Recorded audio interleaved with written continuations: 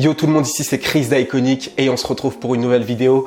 Alors il y a quelques temps de ça sur Instagram, je vous ai demandé de me poser des questions sur Iconic, sur mes projets à venir, sur la chaîne et ailleurs, sur mes goûts, etc. Bref, des questions ouvertes. Alors je te le dis d'avance, toutes les questions du genre est-ce que tu vas faire une vidéo sur un tel ou un tel, eh ben je vais pas y répondre particulièrement parce que c'est pas des questions hyper intéressantes pour l'ensemble de la communauté. Alors je vais commencer par répondre à des questions que l'on m'a déjà posées à l'ancienne FAQ, des petits détails. Je vais les faire rapidement et je vais passer à autre chose. Tout d'abord, quelles études as-tu suivies? Alors très rapidement, j'ai fait un master en e-business et management des marques, donc branding et web marketing, en gros c'est ça. Donc c'est un master 2 que j'ai fait en alternance dans une agence de marketing en ligne. Donc très simplement c'est ça. Et en parallèle de ça, j'ai toujours eu un magazine en ligne, c'était Iconic, il y avait un autre nom avant et j'étais plus en format on va dire écrit. Et là en fait j'ai basculé à la vidéo depuis quelques temps. Comment et combien de temps tu bosses par jour sur tes projets? Ok, ça c'est une autre question qu'on m'a posée. Alors je bosse plutôt beaucoup en fait. Je calcule pas exactement le temps, mais disons que déjà pour faire un LSD ça prend énormément de temps, c'est quelque chose comme 45 heures entre la partie 45 heures, 50 heures, des fois un petit peu plus, des fois un petit peu moins, ça dépend des artistes. Mais en gros, si tu veux, ça dépend du sujet que je vais aborder. Si je vais faire une partie parcours, une partie analyse impact musical et une partie business, en gros c'est la structure classique du LSD. Ça va me prendre à peu près, on va dire une quarantaine d'heures, 45 heures à peu près, tu vois. Et à côté de ça, j'ai d'autres activités. Je fais un peu de consulting, je suis sur Datway, je suis sur mes projets, je suis sur mes autres projets qui vont arriver, dont la formation, le textile, le e-commerce, tout ça, on va en parler un petit peu. Et voilà, donc je calcule pas vraiment, mais disons que je travaille beaucoup, mais en même temps, je l'ai choisi. L'important, c'est de le choisir. Si tu choisis de travailler dans quelque chose qui te passionne, il faut pas que tu sois dans une logique d'heures, mais il faut que tu te dises bien que voilà, tu vas travailler énormément. Et moi, dans mon cas, je travaille à peu près tous les jours. Tu vois, même quand je travaille pas, je travaille quand même un petit peu. Mais travailler, c'est quoi aujourd'hui pour moi? Ça va être de regarder une interview, de noter des trucs. Ça va être d'écrire un petit peu. Tu vois, ça va être tout ce que tu vois en vidéo, etc. Donc c'est pas un gros problème. Je suis vraiment pas à plaindre. Au contraire. Prévois-tu d'autres projets en dehors d'Iconic? Alors oui et non. C'est-à-dire que tout ce que je fais sur Iconic, sur la chaîne, ça a un rapport plus ou moins direct avec ce que je fais à l'extérieur. Il y a toujours plus ou moins un lien. Tu vois, par exemple, ce que je fais avec BET, ça a un lien direct avec la chaîne. Tu vois ce que je veux dire? Et oui, sinon j'ai d'autres projets en dehors d'Iconic qui sont toujours plus ou moins liés. Mais ça, on va en parler un petit peu plus tard. Autre question. Quelle est pour toi la clé essentielle pour prétendre pouvoir réussir au jour d'aujourd'hui grâce au web? Alors, c'est une question qui est très large et ça dépend de où est-ce que tu veux te positionner. Alors, est-ce que tu veux faire du e-commerce pur et utiliser Amazon? Est-ce que tu veux utiliser les réseaux sociaux et créer une agence de communication web? Est-ce que tu veux construire une notoriété en tant que personne, donc faire du personal branding, devenir un influenceur et ensuite faire des partenariats avec des marques? Est-ce que tu veux créer une entreprise par rapport à ça? Ça dépend. La question est très large.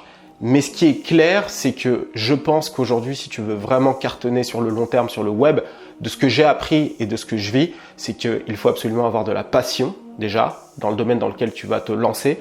Il faut pas juste que tu aies envie de... Il faut pas juste que tu vois une opportunité quelque part, tu dis « Ah, il y a une opportunité, il faut absolument que je saute sur l'opportunité. » Parce que dans ce cas-là, en fait, tu es plutôt attiré par l'argent. Et des fois, lorsque tu te lances dans un projet sur le web et même ailleurs, dans l'entrepreneuriat en général, il faut absolument que tu regardes sur du long terme. Et si tu regardes que l'argent, en général, c'est sur du court terme, mais si tu n'as pas les résultats, tu vas vite vouloir changer. Et ça, c'est un gros problème. Donc, je pense qu'il y a la passion parce qu'il va falloir persévérer énormément. Et de l'autre côté, il faut absolument miser sur ses forces. Donc, pour moi, c'est important que tu puisses savoir très tôt dans quoi tu es réellement bon. Donc, est-ce que tu es un très bon communicant? Est-ce que tu es un très bon développeur? Est-ce que tu es un gestionnaire, etc. Bref, il y a 1 milliard de choses, mais il faut absolument que tu saches dans quoi tu es bon et que tu aies la passion et qu'il y ait une demande, c'est-à-dire que l'activité dans laquelle tu vas te lancer, il y ait éventuellement des gens qui soient intéressés par ce que tu as envie de faire. Je pense que la combinaison de ces 3 choses-là va t'amener à avoir plus ou moins des résultats. Après, il n'y a pas spécialement de clé du succès. Je pense que c'est beaucoup de persévérance, de la passion, aussi pas mal tâtonner à gauche à droite avant de trouver la solution, quoi. On va dire le pattern qui fonctionne. Autre question. Salut, comptes-tu faire de la radio plus tard?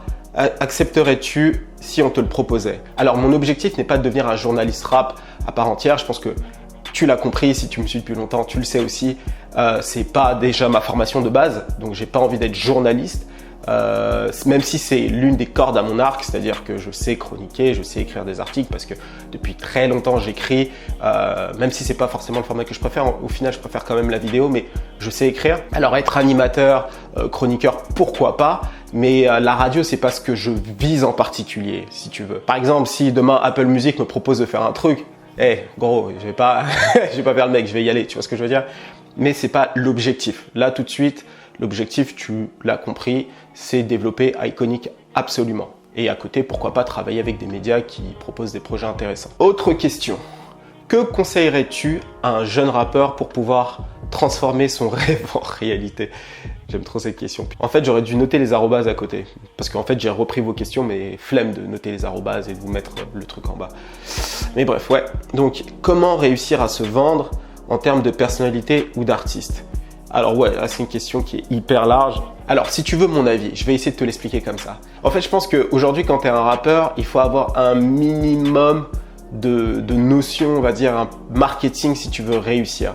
Parce que quand tu vas commencer, c'est très rare qu'un manager ou des gens de label acceptent de t'accompagner dans ton développement, tu vois. Je pense qu'il faut que tu saches très tôt si déjà tu es réellement bon.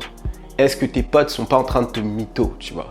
Ça, c'est super important parce qu'il y a des fois des mecs qui sont mauvais et leur entourage leur fait croire qu'ils sont pas si mal que ça. Non, s'il est mauvais, il faut lui dire qu'il est mauvais et qu'il doit soit retourner en studio et travailler plus, soit il doit complètement arrêter et passer à autre chose. Peut-être que son truc, ça va être le management, peut-être que son truc, ça va être la production, peut-être que son truc, ça va être l'organisation de concerts, peut-être que son truc, ça va être autre chose en dehors de la musique. Donc déjà, ça, c'est une première chose. Je pense que déjà là, il y a une bonne partie des gens qui ont rien à faire dans cette catégorie-là.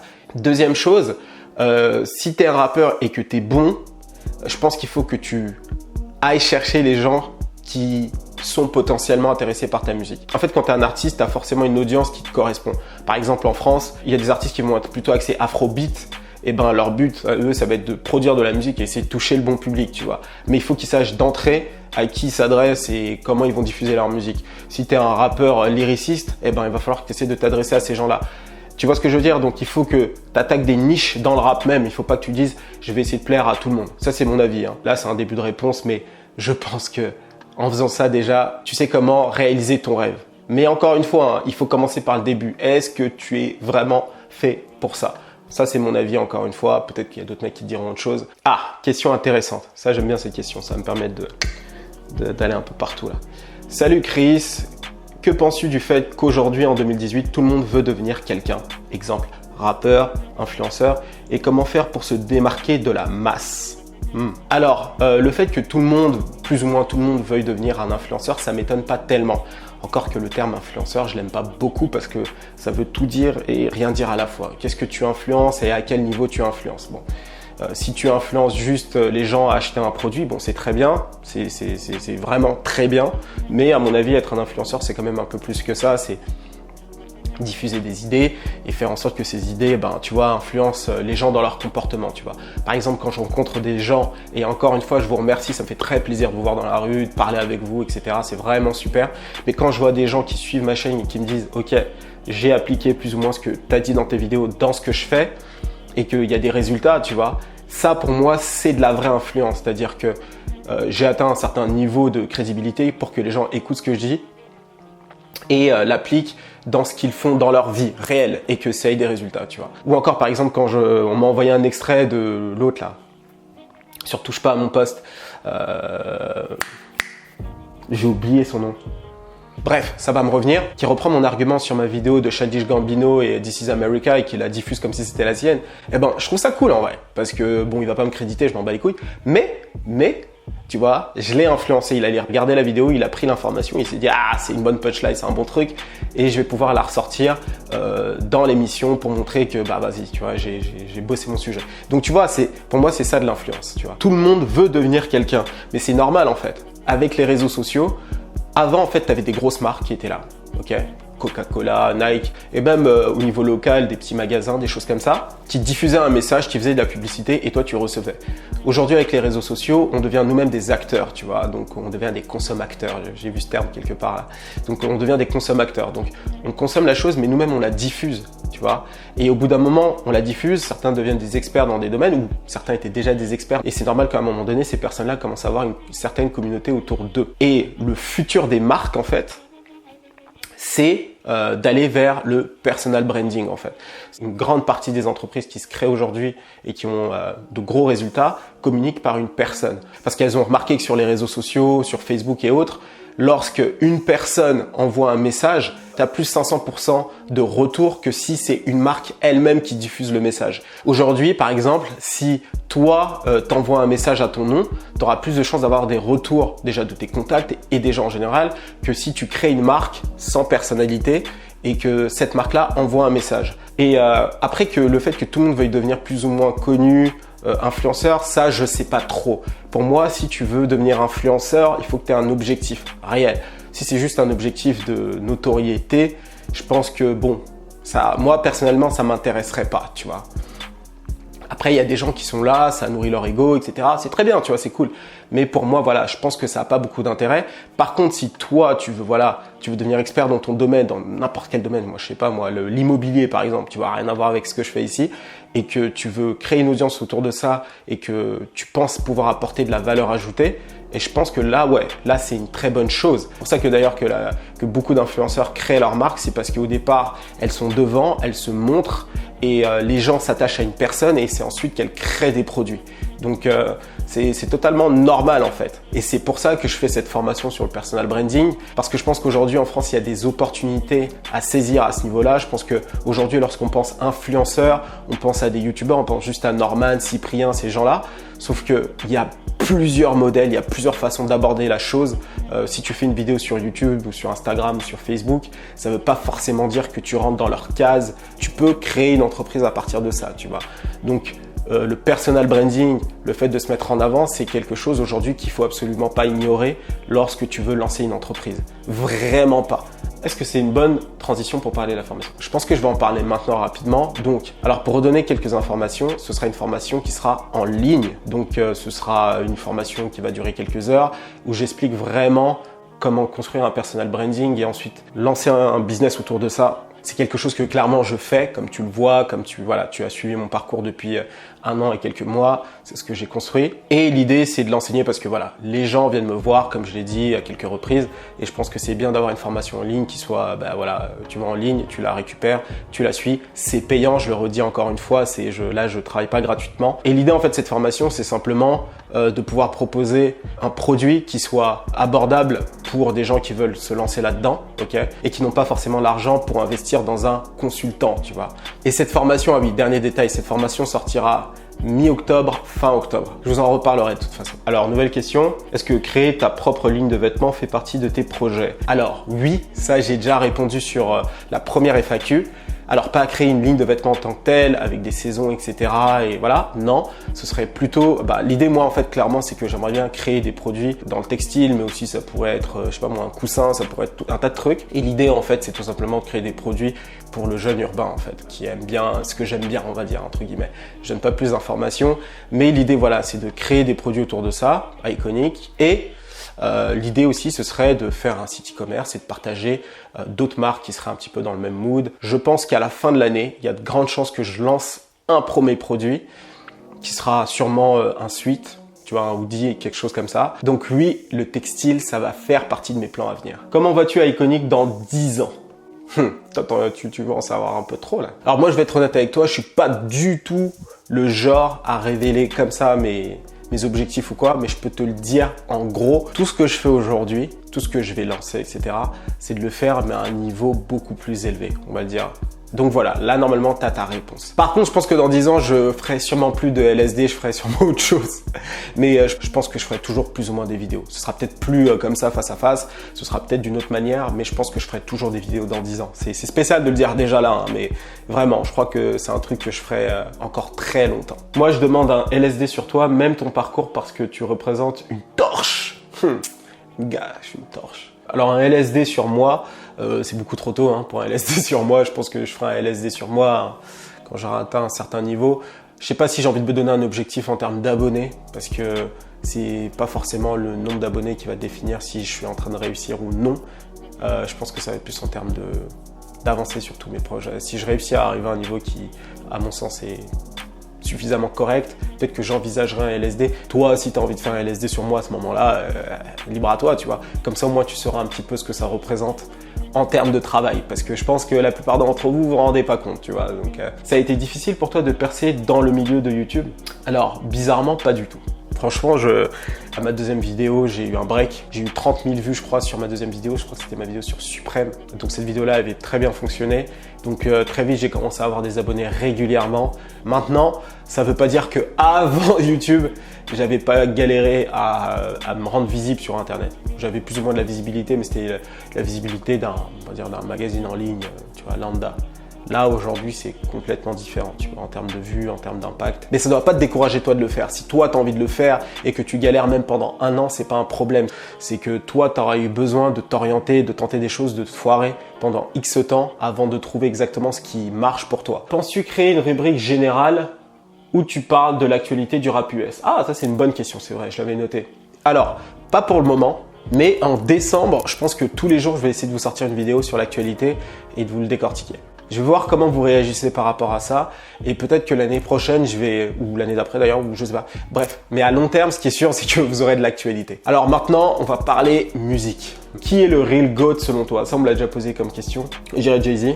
Et Jay-Z fait partie de mon top 3, tu vois. Donc ouais, c'est lui le real GOAT sur plein d'aspects. Business, rap, laisse tomber. Business aussi, remarque. Et ouais, c'est suffisant pour le mettre au top.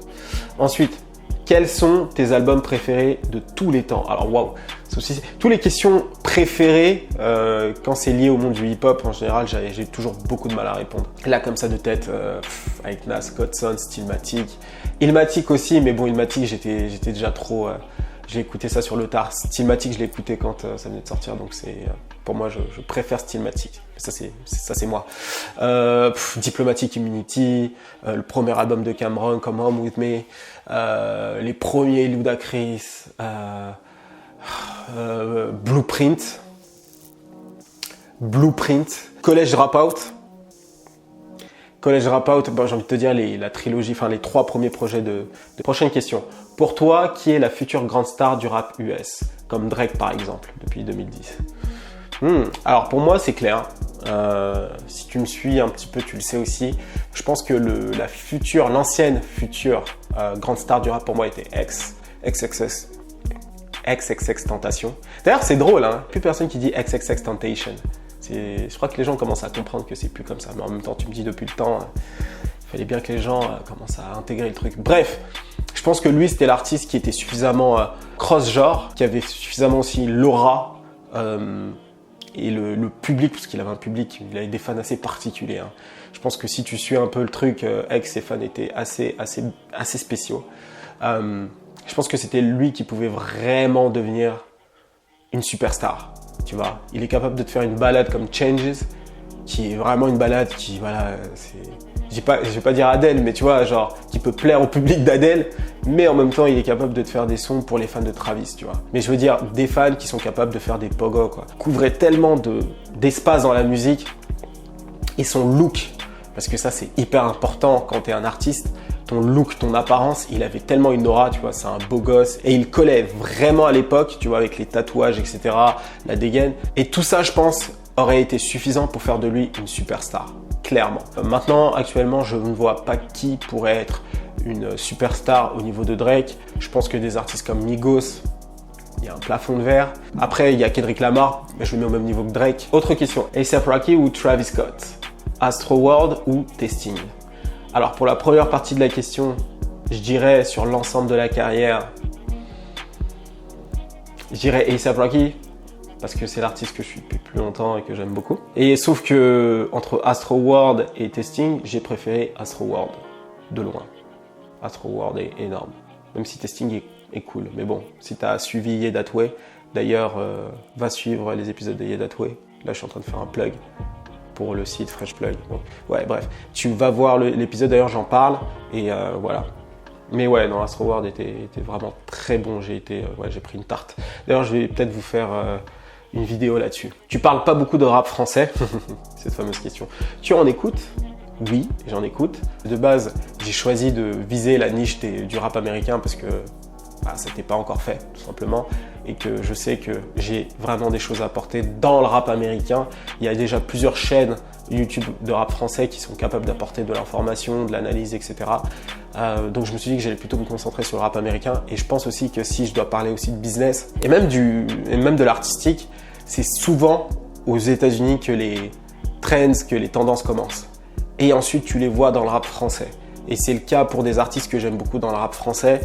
En général, tu vois, ils récupèrent des trucs des Américains, ils l'adaptent à la France, tu vois. Et donc du coup, ouais, j'aime beaucoup le rap français. J'en écoute régulièrement, mais c'est vrai que je préfère traiter sur le rap américain. Maintenant, là, tout de suite, ce que je te dis là, c'est que tu vas avoir des LSD prochainement. Je te dis pas au mois d'octobre, hein, peut-être au mois de novembre, décembre, sur quelques rappeurs français. Comment t'es venue cette passion pour la musique? Moi de base, quand j'étais très jeune, putain, je vous raconte ma vie, c'est pas du tout mon style de le faire. Mais bref, maintenant qu'on est là, hein, on fait des vidéos, on va se la jouer vraiment youtubeur. Donc ouais, comment m'est venue ma passion pour la musique? En fait, quand j'étais très jeune, j'étais plutôt un geek. Genre, quand je te dis très jeune, c'est 6, 7 ans, 8 ans, tu vois. J'étais à fond dans les mangas. C'est encore aujourd'hui, hein, je regarde encore quelques mangas, même si je suis pas aussi assidu que mes frères, par exemple, tu vois. Ou que les fans de manga qui me regardent. Mais j'aime beaucoup ça. J'aime beaucoup les jeux vidéo, etc. Quand j'étais petit, j'étais vraiment comme ça. Et en fait, si tu veux, j'avais un grand frère qui était très prenant dans les jeux vidéo. Voilà, quand t'as un grand frère, tu sais comment ça se passe. Et du coup, je crois que j'ai commencé à m'intéresser à autre chose parce qu'il avait tout le temps la manette à la main. Et j'ai commencé plus à m'intéresser à autre chose. Et c'est vraiment là que j'ai commencé à m'intéresser à la musique. Donc ça, je l'ai même compris sur le tard. Hein. J'avais jamais vraiment réalisé. Mais je crois que à un moment donné, c'était une façon pour moi de m'intéresser à autre chose. Et je me suis intéressé à la musique. Et dans la musique, c'était le rap français et le rap américain, tu vois. Mais le rap américain, ça m'avait vraiment plus intrigué. Et tu vois, quand tu découvres Wu-Tang, Wu-Tang, tu dis, ah, ils ont une marque de fringues, tu vois. Ah, des rappeurs qui ont une marque de fringues. Ah, Jay-Z, il a une marque de fringues. Et puis forcément, tu t'intéresses à la mode, etc., etc. Beaucoup de projets sont sortis cette année. Lequel est-ce que tu attendais le plus et lequel t'a le plus surpris en bien ou en mal? Alors, quel projet j'attendais le plus? C'était probablement le Kanye, parce que avec toutes les dingueries qu'il avait fait l'année dernière, j'attendais son album. J'ai été déçu en fin de compte. Hein. Avec le recul, ça m'a pas tellement impressionné, tu vois, ça m'a pas marqué. Donc ouais, j'attendais ce projet et il m'a déçu. Et lequel t'a le plus surpris? Clairement, Travis. Travis Scott m'a vraiment surpris. Comptes-tu faire un meet-up ou quelconque event prochainement? Alors oui, je compte faire ça et j'ai envie de le faire bien. J'ai fait un petit meet-up à Londres, donc je savais qu'il y aurait moins de monde, donc c'était déjà plus facile pour moi de gérer. Mais sur Paris, je ferai des meet-up. J'essaierai de faire des meet-up et je vais essayer de faire des trucs cool, tu vois, des vrais rendez-vous. Est-ce que tu fais des instrus ou rap juste pour le plaisir? Non. Par contre, il y a très longtemps, j'ai rappé, mais j'ai jamais eu l'envie d'être rappeur ou quoi, mais c'était plus pour décompresser et pour délirer, tu vois. Et j'avais rappé avec l'un de mes potes. Je vous en parlerai peut-être plus tard quand on sera plus proche, tu vois. Quelles sont mes sources d'inspiration? Alors, mes sources d'inspiration. Alors, pour Iconic, je dirais déjà, en tout premier, je mettrais encore une fois Jay-Z. Je mettrais Jay-Z, je mettrais Kanye. C'est souvent lié, hein, tout, la musique, le message, etc. C'est un peu lié. Je pense que tu comprends pourquoi je t'ai dit Jay-Z et Kanye. Je pense que j'ai pas besoin d'élaborer plus que ça. En dehors de Jay-Z et Kanye West, tu as plein d'autres personnes, mais celle que je vais retenir à côté, c'est vraiment, mais alors vraiment beaucoup, Gary Vaynerchuk. Alors Gary Vaynerchuk, c'est un entrepreneur américain qui fait énormément de vidéos, qui parle de business et aussi beaucoup de motivation. Alors pourquoi lui m'a influencé beaucoup? Parce que il vient du monde du digital pur, tu vois, du web marketing. C'est dans ça que j'ai travaillé, c'est ça que je connais bien et c'est ce que je fais encore aujourd'hui. Et il est aussi très attaché à la culture actuelle. Et il y a un tas d'autres raisons pour lesquelles Gary Vee m'a inspiré. Je fais du personal branding et lui, c'est le king du personal branding. Bref, ce gars-là est vraiment excellent. Et voilà, donc lui, je mettrai lui. Et puis, je mettrai aussi une autre personne. À chaque fois que je le cite, les gens sont pas prêts, tu vois. Scooter Braun. Scooter Braun, c'est le manager de Justin Bieber. En dehors d'être le manager de Justin Bieber, SB Projects, voilà, c'est une entreprise qui est vraiment... voilà, qui me parle clairement. C'est une machine entertainment qui est vraiment lourde. Entre le management d'artistes, la production de séries ou encore l'investissement auprès de startups, je trouve que c'est vraiment génial. C'est quelque chose qui m'inspire énormément. Tous ces gens-là m'influencent. Il y en a d'autres, hein. Je pense qu'à l'occasion, je vous en parlerai. Autre question, quel conseil donnerais-tu à un artiste, rappeur, influenceur, danseur, je pense qu'il dit en général, hein, les gens dans le divertissement, pour créer le buzz et attirer l'attention? Alors, je ne sais pas comment créer le buzz, parce que je ne pense pas avoir créé de buzz, mais en tout cas, pour attirer l'attention, ça, je sais. Mais là, je te donne rendez-vous courant octobre, lorsque je sortirai ma formation, parce que clairement, c'est ça, quoi. Ça s'adresse à toutes ces personnes que tu as citées, et plus encore. Donc. Et dernière question, il fait pas trop froid dans ton garage pendant les vidéos? J'ai vraiment retenu cette question. Alors, je sais pas si tu es de Paris, mais ce que je peux te dire, c'est que lorsque j'ai commencé à faire mes vidéos ici, c'est lorsque la canicule a démarré à Paris. Donc, crois-moi, il faisait tout, il faisait tout sauf froid. Donc voilà, j'ai fini de répondre à vos questions. J'espère que ça vous aura apporté un maximum d'informations. J'espère que ça vous a intéressé. Si vous voulez que je fasse plus de vidéos où je vous parle directement, parce que moi j'aime bien l'exercice, je pense que mes retours dans les commentaires vont être un peu différents de d'habitude, n'hésitez pas à me le dire. Voilà, dites-moi ce que vous avez pensé de ça. Et puis moi je vous dis à très vite pour la prochaine vidéo. Donc c'est vendredi prochain. Je reprends un rythme tous les vendredis, ok? Et des vidéos aussi dans la semaine. Donc voilà, c'était Chris d'Iconic pour te servir. Cheers!